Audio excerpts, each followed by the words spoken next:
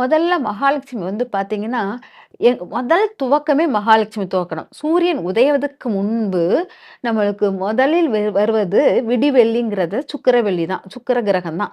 அதுதான் சூரியன் உதயத்துக்கு முன்னால் வரக்கூடியது விடிவெள்ளி. இந்த விடிவெள்ளி பார்த்தீங்கன்னா, ரொம்ப மயக்கும் சக்தி உடையது.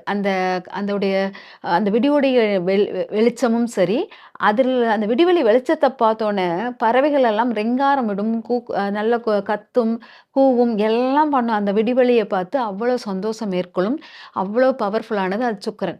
அப்போ சுக்கிரனை வசியப்படுத்தும் முதல் ஓசை வந்து என்னன்னா, பறவைகளின் ஓசை தான் மிக முக்கியமான ஓசை. அதனால காலையில் பறவைகளின் ஓசையை கேட்பது மிக சிறப்பாக இருக்கும்.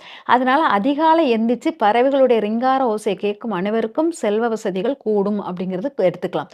அதுக்கு பிறகு அந்த விடிவெள்ளி சமயத்தில் அதனுடைய வெளிச்சத்தில் நம்ம வந்து என்ன கேட்கிறோமோ, அதாவது அதிகாலை விடிவெள்ளி தொடங்குறது என்னன்னா, குயில்கள் ரிங்காரம் இடும்போது அந்த வெளிச்சத்த பார்த்தோனே குயில்களும், மயில்களும் எல்லாமே எல்லாமே சவுண்ட் குடுக்கும். அந்த சத்தத்தில் நம்ம வந்து வேண்டுதல் வைக்கும்போது உங்களுக்கு மகாலட்சுமி அம்சம் பெருகும்.